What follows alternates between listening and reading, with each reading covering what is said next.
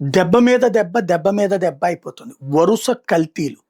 సరే తెలంగాణ కల్తీని ఇక్కడ ప్రస్తావించాలి. తెలంగాణలో ఉన్నటువంటి టీ పొడి కల్తీ నిన్ననే బయటపడింది. పాల కల్తీ, కల్తీ కారణంగా ప్రాణాలు కోల్పోయినటువంటిది 6గురు, దాదాపుగా 40 మంది దాకా ఇప్పటికే తీవ్రమైనటువంటి పరిస్థితిలో ఉన్నారు. అదొక పక్క నడుస్తుంది. అది మర్చిపోకముందే ఇప్పుడు డయేరియా వ్యాపించి దారుణమైనటువంటి పరిస్థితి. ఏదైతే శ్రీకాకుళం నగరంలో 68 మంది తీవ్ర అస్వస్థత పాలయ్యారు.